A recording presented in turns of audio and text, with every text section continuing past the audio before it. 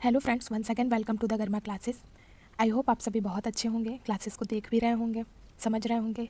तो आज की क्लास में हम लोग देखेंगे सीडीपी को, जो हम लोग पिछले क्लासेस से पढ़ रहे हैं। सीडीपी में हम लोग क्या पढ़ रहे हैं, तो सीडीपी में हम लोग जो आपका सीटेट का सिलेबस है उस सिलेबस के अकॉर्डिंग हम लोग पढ़ रहे हैं। तो फर्स्ट टॉपिक है आपका सीटेट में जो सिलेबस में है, concept of development and it's relationship with learning. इस टॉपिक को हम लोग कवर कर रहे हैं, जिसमें हम लोग पहला topic meaning and concept of development and growth को पढ़ लिया है लास्ट क्लास में। बी है प्रिंसिपल ऑफ डेवलपमेंट, इसको भी पढ़ लिया है। आज हम लोग पढ़ेंगे स्टेजेस ऑफ डेवलपमेंट, सी को कंप्लीट करेंगे। तो चलिए हम लोग देखते हैं इसी में क्या है। Stages of development, stages of development में चार लोगों के डेवलपमेंट बताया है। प्याजे cognitive development, Erikson psycho social development stages, Freud psycho sexual stages, Kohlberg moral development stages को बताया है, जिसमें हम लोग पहला प्याजे के कॉग्निटिव डेवलपमेंट को पढ़ लिया है। आज हम लोग पढ़ेंगे Erikson psycho social development stages को। तो आज हम लोग किसके बारे में बात करेंगे, एरिक्सन के थ्योरी के बारे में, जो बताती है कि हर इंसान अपने जीवन के अलग अलग स्टेज में किस तरह डेवलप होता है। ये टॉपिक आपका सीटेट एग्ज़ाम हो, बीएड हो या कोई भी टीचिंग एग्ज़ाम हो, उसके लिए इम्पॉर्टेंट है। ठीक है, उन सारी जगहों के लिए आप इस टॉपिक को पढ़िए और समझिए। एरिक्सन ने साइको सोशल डेवलपमेंट थ्योरी में 8 स्टेजेस को बताया है। कौन कौन से स्टेजेस को बताया है हम उसे देख लेते हैं। पहला है इन्फेंसी, ठीक है, जिसमें ट्रस्ट वर्सेस मिसट्रस्ट आते हैं। सेकंड है early childhood, autonomy versus shame and doubt. Third है आपका pre school, initiative versus guilt. Fourth है school age, industry versus inferiority. Fifth है आपका adolescence, identity versus role confusion, ठीक। सिक्स है young adulthood, intimacy versus isolation. Seventh है आपका middle adulthood, generative versus stagnations. और लास्ट है maturity, ego integrity versus disappear. ठीक है, हम इसको क्या करेंगे, पूरा 1 से लेके 8 तक के डिटेल में समझेंगे कि क्या है, कैसे है, क्या टाइम पीरियड होता है। सीटेट एग्ज़ाम के लिए आपका 1 से लेके जो 5 तक का है ये इंपॉर्टेंट है, यहीं से क्वेश्चंस आते हैं, बाकी भी 3 हम लोग देख लेंगे।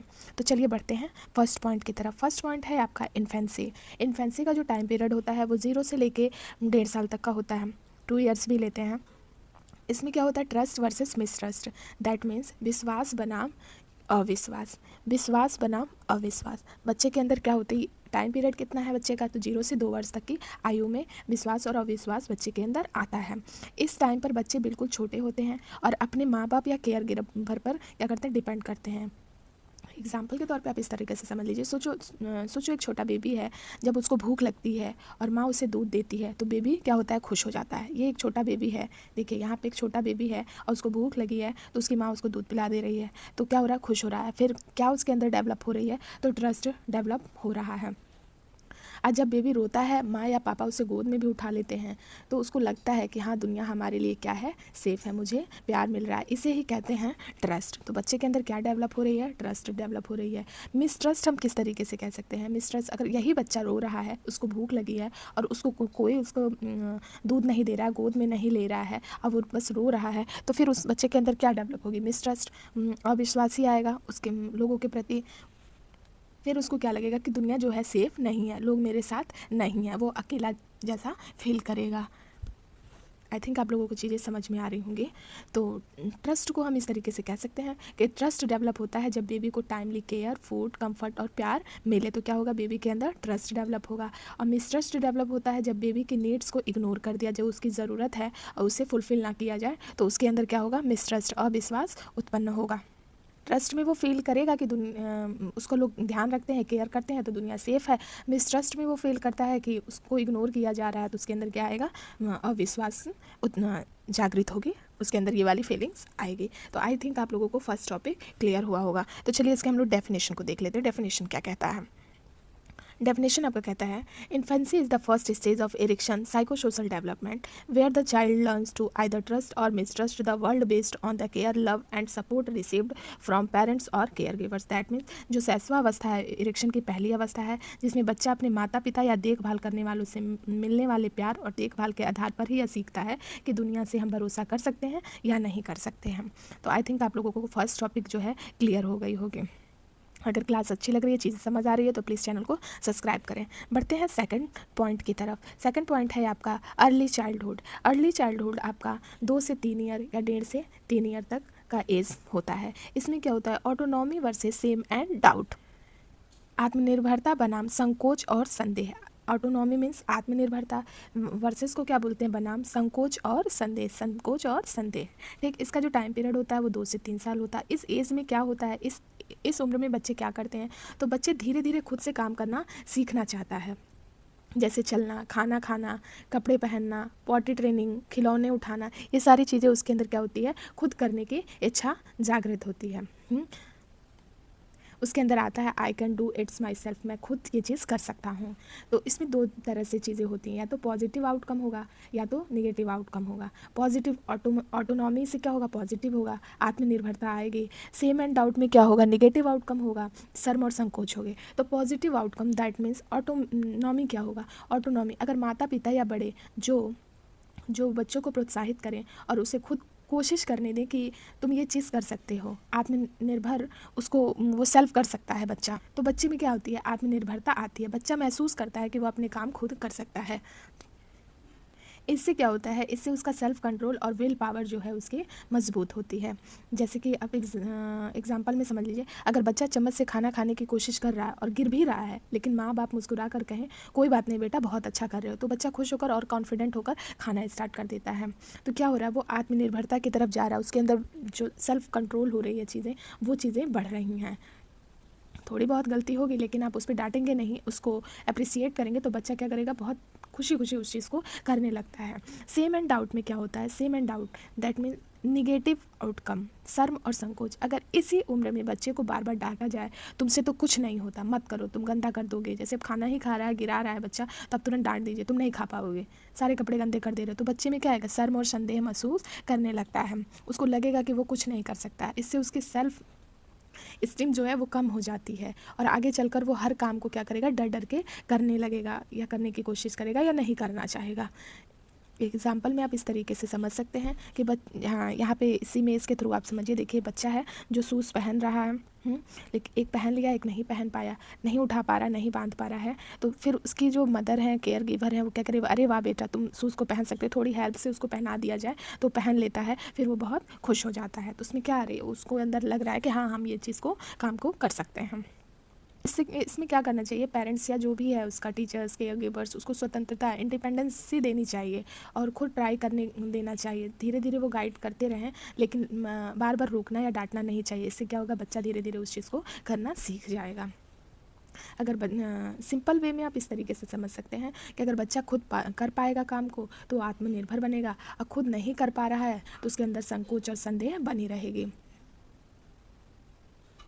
बच्चों को मौका देना चाहिए, खुद करने देना चाहिए, उनकी गलतियों को थोड़ा इग्नोर करना चाहिए और धीरे धीरे वो सीखते सीखते क्या होंगे, कॉन्फिडेंट बन जाते हैं। तो आई थिंक आप लोगों को ये चीज़ समझ में आ गई होगी। चलिए हम लोग देखते हैं इसके डेफिनेशन को। डेफिनेशन में क्या है, early childhood is the second stage of Erikson psycho social development where children begin to develop independence autonomy by doing things और their own. If support they gain confidence, but if is called और restricted they may feel shame and doubt about their abilities. That means प्रारंभिक बाल्यावस्था erection की दूसरी अवस्था है जिसमें बच्चा अपने काम खुद करना सीखता है। अगर उसे प्रोत्साहन मिलता है तो उसमें आत्मनिर्भरता आती है, लेकिन अगर उसे रोका टोका जाए तो क्या उस शर्म और डाउट में पैदा होती है उसके अंदर। तो आप लोगों को टॉपिक क्लियर हो गया हुआ ना, तो आप कमेंट में ज़रूर कमेंट करिएगा कि चीज़ें आपको समझ आ रही हैं। अगर कोई चीज़ डाउट हो तो आप कमेंट बॉक्स में पूछ सकते हैं। चलिए बढ़ते हैं नेक्स्ट आपका थर्ड पॉइंट की तरफ। थर्ड पॉइंट है आपका प्ले एज का टाइम पीरियड होता है 3 से 5 ईयर्स। ठीक है। इनिटेटिव वर्सेस गिल्ट, दैट मीन्स इनिटेटिव को क्या बोलते हैं, सही समर्थन, मतलब चीज़ों को सही तरीके से बताना, बनाम गिल्ट का रोक टोक, संदेह होना खुद पे।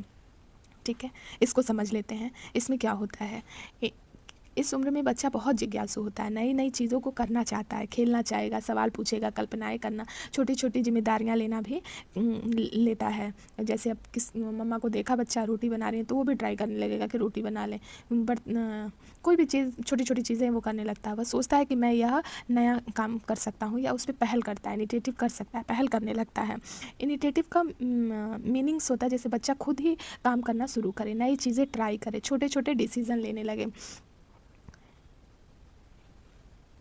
इनिशिएटिव में अगर उसको सही तरह से गाइडेंस मिलता है, समर्थन मिलता है, तो क्या करता है कि बच्चे के अंदर जिज्ञासा, सवाल और खेल को इनकरेज करें। अगर बच्चा कुछ पूछ रहा है, कुछ खेल रहा है, तो उसको क्या करना चाहिए, इनकरेज करना चाहिए। तो बच्चा क्या होता है, आत्मविश्वासी बनता है।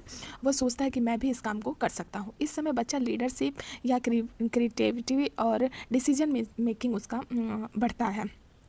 एग्जाम्पल के तौर पे घर में ही बच्चा डॉक्टर खेलता है, स्टूडेंट टीचर खेलता है। वह पूछता है कि यह क्या होता है, माँ बाप हंसकर और प्यार से जवाब देते हैं हाँ या खेलने देते हैं। बच्चा इनिशिएटिव होता रहेगा, इससे वो अपनी चीज़ों को करेगा। गिल्ट में क्या होता है, गिल्ट अगर रोका टोका जाए ज़्यादा, तो अगर बच्चे को बार बार डांटा जाए, चुप रहो, बेवकूफ़ी मत करो, सवाल मत पूछो, कुछ भी वो कर रहा है तुरंत उसको डांट दीजिए, उसको मना कर दीजिए, उसको करने ही मत दीजिए, तो बच्चा सोचने लगता है कि मैं जो करता हूँ वह गलत है। इससे उसके अंदर क्या होगी, गिल्ट की भावना जो है आती जाएगी, एकदम भरती जाएगी। जैसे उसको लगेगा हम कितना बड़ा अपराध कर दिए। अब उसको आप सीखने ही मत दीजिए, जो भी वो करने जाए तुरंत रोक टोक दीजिए। तो उसके अंदर क्या होगी, धीरे धीरे उस चीज़ को लेके वो खुल नहीं पाएगा कि हाँ हम ये कर सकते हैं। उसको लगेगा कि हम कर ही नहीं सकते हैं। धीरे धीरे बच्चा क्या करता है, इनिशिएटिव लेना छोड़ देता है, जैसे अपनी चीज़ों को करना छोड़ देता है और साई डिपेंडेंट और डरपोक टाइप का हो जाता है।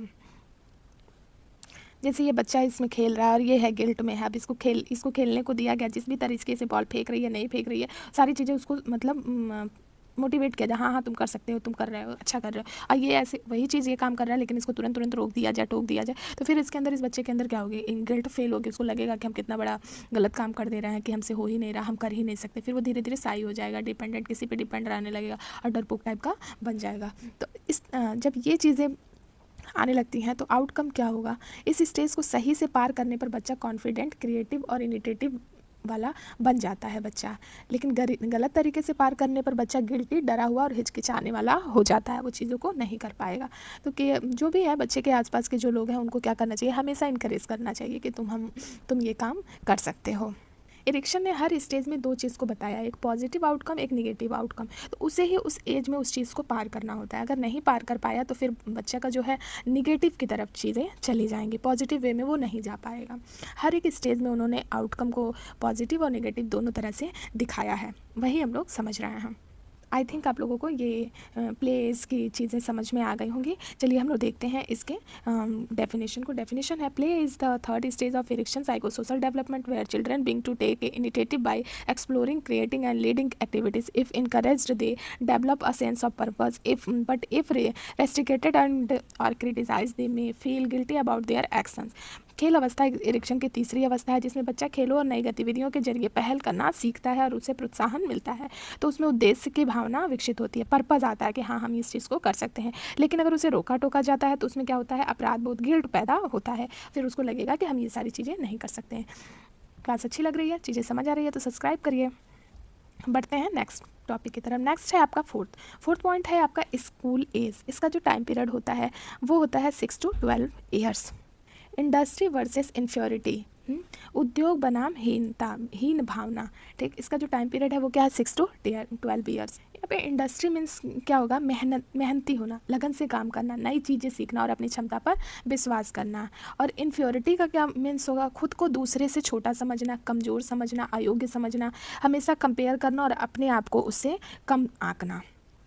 इस स्टेज में क्या होता है, बच्चों के जीवन में स्कूल जाना होता है, पढ़ाई होती है, खेल, ड्राइंग, लिखना, काउंटिंग, टीम वर्क, ये सारी चीज़ें हिस्सा लेते हैं इस एज में। बच्चे स्कूल जाते हैं तो ये सारी चीज़ें होती हैं उनके पास। ठीक है, उसे अपने काम और मेहनत पर शाबाशी भी मिलती है, जैसे और सराहना की जाती है कि हाँ तुमने कर लिया। और ज़रूरत होती है इस चीज़ की, इस एज के बच्चों को, अगर वो कुछ अच्छा कर रहे हैं, जो भी चीज़ें वो अच्छी कर रहे हैं, अगर उन्हें इनकरेज किया जाता है तो बहुत खुश होते हैं और अच्छे से करने की कोशिश करते हैं। अगर बच्चा अपने काम में सफल होता है और उसे उसके माता पिता, शिक्षक और दोस्त से सपोर्ट मिलता है तो उसमें क्या होती है, इंडस्ट्री उत्पन्न होती है, मतलब आती है। That industry is equal to, आप इस तरीके से भी कह सकते हैं, कॉन्फिडेंस प्लस कॉन्फिडेंस बढ़ेगा, फिर क्या होगा, वो हार्ड वर्क करेगा। ठीक है, इंडस्ट्री में ये चीज़ उसके अंदर क्या होती है, डेवलप होती है और अच्छे से डेवलप होती है। सही सपोर्ट मिलता है तो बच्चा मेहनती बनता ही है, उसे लगता है कि मैं भी कर सकता हूँ। फ्यूचर में क्रिएटिव और रिस्पॉन्सिबल बनता है, क्योंकि ये एज ही ऐसी होती है कि आप उसमें अगर उसको पॉजिटिव तरीके से चीज़ों को लिया गया तो वो बहुत आगे तक चीज़ें करता है। इन्फ्योरिटी कब आएगी? अगर इसी बच्चे को बार बार दूसरे से कंपेयर किया जाए, बोला जाए तुम नहीं कर सकते, तुम कम हो, उसकी तरह नहीं सोचते हो, ये सारी चीज़ें से क्या होगी, उसके अंदर हीन भावना उत्पन्न होगी। बच्चा खुद को क्या करने लगेगा, दूसरों से कमज़ोर समझने लगता है, कॉम्प्लेक्स डेवलप नहीं हो पाती है उसके अंदर, इन्फ्योरिटी कॉम्प्लेक्स डेवलप हो जाता है, वो डरने लगता है कि मैं तो कभी अच्छा कर ही नहीं पाऊँगा। इस तरीके से उसके अंदर चीज़ें आने लगती हैं। सेम ये दो बच्चे हैं, देख लीजिए यहाँ पे, और दोनों एक ड्राइंग को बनाते हैं और अपने टीचर्स या पेरेंट्स के पास ले जाते हैं। एक के पेरेंट्स या टीचर उसको बहुत ज़्यादा क्या बोलते हैं कि वेरी गुड, वेल डन, तुमने बहुत अच्छा बनाया। दूसरे को नहीं नहीं तुमने अच्छा बनाया नहीं, तुम ऐसा कर ही नहीं सकते हो, बिल्कुल बेकार बनाया। इससे तुरंत कंपेयर कर लिया जाए तो इसके अंदर क्या आ जाएगा कि हाँ हमसे ड्राइंग नहीं बनती है, मैं कभी नहीं बना सकता। फिर वो बनाने की कोशिश भी नहीं करेगा और धीरे धीरे उस चीज़ को छोड़ने लगेगा। तो पॉजिटिव आउटकम में क्या होता है, आत्मविश्वासी और मेहनती बच्चे बनते हैं, स्किल्ड और कोऑपरेटिव बच्चा हो जाता है। नेगेटिव आउटकम में क्या होगा, इन्फेरिटी में डरपोक सा हो जाएगा, खुद को कमज़ोर समझेगा, हर चीज़ में दूसरे से कंपेयर करने लगेगा। आई थिंक समझ में आया होगा। चलिए हम लोग बढ़ते हैं इसके डेफिनेशन की तरफ। डेफिनेशन है इसका, school is the fourth stage of Erikson psycho social development where children learns skill, team work and hard work. They if they are appreciated they develop industry, but if they face repeated criticise और failure they may feel inferior to others. School age विद्यालय अवस्था erection की चौथी अवस्था, जिसमें बच्चा पढ़ाई, खेलकूद और नए कौशल सीखकर मेहनती बनता है, और अगर उसे सराहना और प्रोत्साहन मिलती है तो उसे में योग्यता की भावना विकसित होती है। लेकिन अगर उसकी तुलना की जाए और उसे बार बार असफल कहा जाए तो उसमें हीन भावना पैदा हो जाती है। तो चीज़ें आप लोगों को समझ आ गई होंगी। बढ़ते हैं फिफ्थ पॉइंट की तरफ। फिफ्थ पॉइंट है आपका एडोलेसेंस, जिसका एज होता है 12 से 18 साल। यह इरेक्शन का जो है पांचवा डेवलपमेंट है, पांचवा स्टेज है, जो किशोरावस्था है, जो 12 से 18 साल के बीच में आता है। इसमें क्या होती है, आइडेंटिटी वर्सेस रोल कन्फ्यूज़न, ये बहुत मेन टाइम होता है। ठीक है, चलिए हम इसको समझते हैं। आइडेंटिटी क्या होती है, इस उम्र में बच्चा यह सोचने लगता है कि मैं कौन हूँ, मेरा भविष्य क्या होगा, मुझे किस तरह से जीवन जीना है, मुझे क्या करना है। ये सारी चीज़ें इस एज में बच्चे के अंदर आने लगती है। वो अपने वैल्यू को समझने लगता है, अपने बिलीव्स, करियर, पर्सनालिटी, रिलेशनशिप को लेकर अस्पष्टता पाने की कोशिश करता है। अगर उसे सही मार्गदर्शन, सपोर्ट और पॉजिटिव इन्वायरमेंट मिलता है तो वह एक मजबूत पहचान बना लेता है, स्ट्रॉन्ग आइडेंटिटी उसकी बन जाती है। ठीक है, क्लियर होती है उसकी चीज़ें, कॉन्फिडेंस और फ्यूचर गोल्स हो जाता है। रोल कन्फ्यूज़न में क्या होगा, रोल कन्फ्यूज़न में अगर बच्चे को सही मार्गदर्शन ना मिले, उसे सपोर्ट ना मिले, या वह इंटरेस्ट और आइडेंटिटी को ठीक से ना समझ पाए तो वह कन्फ्यूज़न में फंस जाता है। उसके अंदर हमेशा भ्रम बना रहेगा, उसे यह तय करने में मुश्किल हो जाएगा कि उसे जीवन में क्या करना है। कभी किसी की नकल करता है, कभी खुद को खो देता है। इस तरीके से मतलब इस एज में ऐसा भी हो जाता है कि दूसरे को देखे हाँ मैं भी कर लूँ, भले वो एबिलिटी उसके अंदर हो या ना हो, लेकिन वो सोचेगा कि हम कर लेंगे, कंफ्यूज होगा क्या। फिर दूसरे को देखेगा, तीसरे को देखेगा तो लगेगा हम वो भी कर लेंगे, चौथे को देखेगा तो उसे लगेगा हम भी कर लेंगे। तो इससे क्या होगा, अपनी आइडेंटिटी को वो लेकर असुरक्षा महसूस करने लगता है, क्योंकि वो किसी भी चीज़ में सफल नहीं हो पा रहा है। अगर यह स्टेज सफल होती है तो पॉजिटिव आउटकम मिलता है, स्ट्रॉन्ग आइडेंटिटी बन जाती है, मजबूत पहचान क्या होती है, बन जाती है, फ्यूचर गोल्स क्लियर होते हैं, रिश्ते और करियर चुनने में क्लैरिटी आती है। लेकिन अगर निगेटिव आउटकम हो जाता है, निगेटिव आउटकम में जैसे असफल हो जाते हैं तो रोल कन्फ्यूज़न क्या होगा, भ्रम बढ़ जाएगा, लो कॉन्फिडेंस हो जाता है, गलत संगति या गलत डिसीज़न ले सकता है, लाइफ में डायरेक्शन की कमी रहती है। मान इस तरीके से भी समझ लेते हैं हम कि कोई 15 साल का बच्चा, अगर उसे अपने इंटरेस्ट के हिसाब से पढ़ाई और कैरियर चुनने का मौका मिलता है, जैसे doctor, teacher, artist, engineer, cricketer आदि, तो उसे फैमिली सपोर्ट भी मिलता है, तो वो अपनी पहचान बना लेता है, आइडेंटिटी बना लेती है। लेकिन अगर उसी एज का बच्चा, उसे ज़बरदस्ती किसी फील्ड में जाने का दबाव दिया जाए, उसे गाइड ही ना मिले, तो कंफ्यूज रहेगा कि क्या मैं करूँ, कौन हूँ, कैसे करूँ, मतलब कन्फ्यूज़न उसके अंदर रहती है। इसी एज में बच्चे अपने खुद की पहचान को खोजने की कोशिश करते हैं, और सफल हुआ तो स्ट्रॉन्ग आइडेंटिटी बनेगी, वरना कन्फ्यूज़न रहेगा। चलिए हम लोग इसको डेफिनेशन देख लेते हैं। Adolescence is the fifth stage of Erikson psychosocial development where teenager try to discover who am I by exploring values, career choice and personal identity. If successful, they develop a strong sense of identity, but if confused, they may face role confusion and lack directions in life.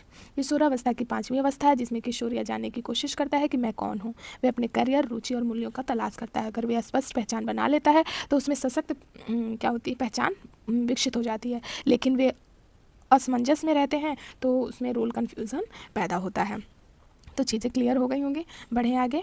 चलिए हम लोग बढ़ते हैं 6 से। ये 1 to 5 जो है ये आपके सीटेट एग्ज़ाम में इससे क्वेश्चंस आते हैं, 6, 7, 8 से नहीं आते, हम लोग उसको देख लेते हैं।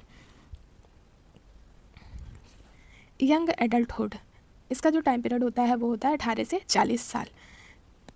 यह एरिक एरिक्सन की मनोसामाजिक विकास की 6th स्टेज है। इसमें क्या होते हैं, इंटीमेसी वर्सेस आइसोलेशन है। इसको अच्छे से समझ लेते हैं हम, ठीक है। इंटीमेसी मीन्स निकटता या घनिष्ठता। इस उम्र में युवा अपने लिए करीबी संबंध बनाने की कोशिश करते हैं, जैसे इसमें शादी ब्याह ये सारी चीज़ें होती हैं। इसमें सिर्फ प्रेम प्रेमिका ही नहीं बल्कि दोस्त, परिवार और जीवन साथी के साथ गहरे रिश्ते आते हैं। जो व्यक्ति इंटीमेसी हासिल कर लेता है वह प्यार करना और प्यार पाना जानता है, दूसरों पर भरोसा करता है, लंबे समय तक रिश्ते निभा सकता है, भावात्मक रूप से क्या होता है, संतुलित रहता है। एग्जाम्पल के तौर पे जैसे शादी करना, सच्ची दोस्ती निभाना, दूसरों को समझना और अपनाना, ये सारी चीज़ें इसमें आती हैं। आइसोलेशन में क्या होता है, आइसोलेशन में होता है एक अकेलापन। अगर कोई व्यक्ति इस स्टेज में करीबी रिश्ते नहीं बना पाता तो वह अकेलापन और अलगाव महसूस करने लगता है। ऐसे लोग क्या करते हैं, रिश्तों से भागते हैं, दूसरे पर भरोसा नहीं करते, लोनलेस फील करते हैं, उदासी सा रहते हैं, कटु स्वभाव के भी समझिए हो जाते हैं। एग्जाम्पल के तौर पे हम समझ सकते हैं कि कोई भी व्यक्ति रिश्तों से डरता है, दोस्ती नहीं बनाता, हमेशा अकेला रहना चाहता है और खुद अंदर से दुखी रहता है, तो ये सारी चीज़ें किसके अंदर होगी, आइसोलेशन के अंदर आती हैं। इसी एज में लोगों के अंदर आता है कि क्या मैं किसी के साथ गहरा रिश्ता बना पाऊंगा या हमेशा रह जाऊंगा। तो ये सारी चीज़ें जिसके अंदर डेवलप हो जाती हैं वो क्या, इंटीमेसी, वो अपने रिश्तों में आगे बढ़ जाता है, चीज़ों को कर लेता है। लेकिन अगर ये नहीं कर पाए तो वो अकेलापन महसूस करता है। तो आई थिंक आप लोगों को ये समझ में आई होगी। आप देख भी रहे होंगे कि हर स्टेज में 2 चीज़ें हैं, पॉजिटिव और निगेटिव। तो हर कोई को क्या करना है, किस वे में वो चला जा रहा है उसको, वो अगर पॉजिटिव वे में जा रहा है तो उस स्टेज को वो अच्छे से क्लियर कर ले रहा है, पार कर ले रहा है। लेकिन अगर वो स्टेज में निगेटिव वे में चला जा रहा है तो वो इस चीज़ को अच्छे से पार नहीं कर पा रहा है, उसमें वो कहीं ना कहीं उलझ रहा है। 7th पॉइंट, इसकी डेफिनेशन को देख लेते हैं हम लोग। डेफिनेशन है आपका, young adult is the 6th stage of Erikson psycho social development where individual seeks close loving and meaningful relationship. If successful they develop intimacy, the ability to love and connect deeply, but if they fail they may experience loneliness and isolation. युवावस्था Erikson की 6ठी अवस्था है जिसमें व्यक्ति गहरे प्रेमपूर्ण और सार्थक संबंध बनाने की कोशिश करता है। अगर वह सफल होता है तो उसमें निकटता विकसित होती है, लेकिन अगर असफल होने पर वह अकेलापन और अलगाव का महसूस करता है। तो चीज़ें समझ आ गई होंगी। चलिए बढ़ते हैं 7th पे। 7th है आपका मिडिल एडल्टहुड। इसका टाइम पीरियड होता है 40 से 65 साल। इसमें क्या होती है, generativity versus stagnation, that means रचनात्मकता वर्सेस ठहराव, ठीक है। तो इसको समझ लेते हैं। जनरेटिविटी क्या होती है, इसका जो टाइम पीरियड है वो 40 से 65 है, ये आप लोगों ने देख लिया। इस उम्र में व्यक्ति चाहता है कि उसका जीवन केवल खुद के लिए ना होकर दूसरे के लिए भी उपयोगी हो। बच्चों का पालन पोषण करना, समाज में योगदान देना, अपने काम और अनुभव से आने वाली पीढ़ी को मार्गदर्शन देना। जैसे आप देख रहे होंगे, ये मान लीजिए एक दादाजी हैं, उनकी एक पोती है, तो अपने अनुभव के सहारे क्या कर रहे हैं, उसको शिक्षा दे रहे हैं। समाज और परिवार के लिए कुछ अस्थायी और सार्थक करना। इस अवस्था में सफल व्यक्ति को रचनात्मकता प्राप्त होती है, जैसे उसे लगता है कि वह अपने आने वाली पीढ़ी के लिए उपयोगी है, उसका जीवन महत्वपूर्ण और उद्देश्यपूर्ण रहा या है, ठीक है। लेकिन स्टैग्नेशन में क्या होती है, ठहराव होता है, that means feeling lonely, seeing life as meaningless, feeling worthless, self centred, negative thinking. That means अगर इस अवस्था में व्यक्ति अपने जीवन को केवल खुद तक सीमित कर लेता है और परिवार, समाज या आने वाली पीढ़ियों के लिए कुछ नहीं करता, तो उसमें क्या होती है, ठहराव आ जाता है, अकेलापन महसूस करता है, जीवन को बेकार समझता है, दूसरों के लिए महत्वहीन होना, नकारात्मक सोच आ जाती है। ऐसे व्यक्ति को लगता है कि उसका जीवन किसी भी काम का नहीं है। सिंपल इस तरीके से एक लाइन में समझ सकते हैं। जनरेटिविटी क्या होती है, एक शिक्षक जो बच्चों को पढ़ाकर समाज में बदलाव लाता है। स्टैग्नेशन क्या होता है, एक व्यक्ति जो केवल अपनी समस्याओं में उलझा रहता है और किसी के लिए कुछ भी नहीं कर पाता है। इस उम्र में सबसे बड़ा जो सवाल होता है ना, वो ये होता है, क्या मैं आने वाली पीढ़ियों या समाज के लिए कुछ उपयोगी कर पा रहा हूँ या नहीं। अगर आंसर में हाँ आता है तो उसको कहते हैं जनरेटिविटी, दैट मीन्स उत्पादकता, कि हाँ वो कुछ अपने समाज को दे पा रहा है। अगर जवाब में, आंसर में क्वेश्चन करने के बाद आंसर नहीं आता है तो क्या आता है, स्टैग्नेशन, दैट मीन्स ठहराव, वो कुछ भी नहीं कर पाया। तो चलिए हम लोग बढ़ते हैं इसके डेफिनेशन की तरफ। डेफिनेशन है इसका, middle adulthood is the 7th stage of Erikson psycho social development where individual focus and contributing to society and guiding the next generation. If successful they develop generative but if not they may experience एग्निशंस, ठीक है। मध्य वयस्क अवस्था erection की 7वीं अवस्था है जिसमें व्यक्ति समाज और अगली पीढ़ी के लिए योगदान देने पर ध्यान देता है। अगर वह सफल होता है तो उसमें उत्पादकता और देखभाल की भावना आती है, लेकिन वह केवल खुद में उलझा रहता है तो ठहराव महसूस करता है, तो वो समाज के लिए कुछ भी कर नहीं पाता। चलिए बढ़ते हैं लास्ट स्टेज, जो इरेक्शन का जो लास्ट स्टेज है वो है लेट एडल्टहुड, जिसका टाइम पीरियड होता है 65 ईयर्स एंड एबव। ये इरेक्शन की 8वीं लास्ट स्टेज है। इसमें क्या है, इंटेग्रिटी वर्सेस डिसअपियर, ठीक है। इंटेग्रिटी मीन्स होता है जब कोई बुजुर्ग व्यक्ति अपने पूरे जीवन को, जैसे ये महिला है, अपने होल लाइफ को क्या करे, पीछे मुड़ के अगर देखती है और महसूस करती है कि उसने ज़िंदगी में अच्छा जिया है, उसे लगता है कि उसकी ज़िंदगी का कोई अर्थ था, उन्होंने अपने रिश्ते, काम और समाज में योगदान दिया है, तो क्या होगा, उसके अंदर संतुष्टि होगी, संतुष्टि आएगी, शांति महसूस करेगा, मृत्यु से नहीं डरेगा। वे अपने अनुभव दूसरों को भी देते हैं और जीवन को स्वीकार करते हैं अच्छे वे में कि हाँ, हम अपनी लाइफ का एक अच्छा यूज़ किए हैं, समाज को हमने कुछ दिया है। अपने 65 साल के पहले का जब अपना टाइम पीरियड देखेगा और उसको लगेगा कि हमने ये चीज़ें की है दूसरों के लिए, अपने लिए, अपने परिवार के लिए, समाज के लिए, तो उसको अच्छा फील आएगा। डिसअपियर में क्या होता है, निराशा।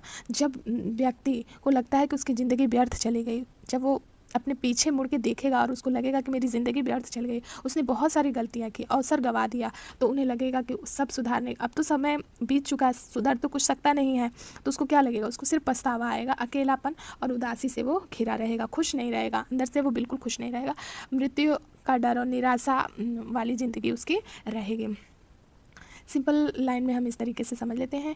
ईगो इंटीग्रिटी मतलब ये मान लीजिए एक दादी हैं, वो अपने जीवन को देखकर बहुत खुश हैं कि उन्होंने अपने बच्चों को पाला, परिवार बनाया, समाज को अच्छा किया, वे शांति से जीवन का अंत स्वीकार कर रही हैं। लेकिन यहीं पर ये जो दादाजी हैं वो अपने पीछे की लाइफ को देख रहे हैं, तो उनको लग रहा है कि परिवार को समय नहीं दिया, सिर्फ काम में लगे रहें, अब उनसे दूर हैं, उन्हें लगता है कि कुछ भी बदलना अब संभव नहीं है, समाज को भी बहुत अच्छा कुछ नहीं दे पाए, तो क्या हो रहा है कि अपने आप में एक गिल्ट जैसी चीज़ें आ रही हैं और रिग्रेट फील कर रहे हैं, होपलेसनेस हैं, अब तो चीज़ें बदल नहीं सकती क्योंकि समय बीत चुका है।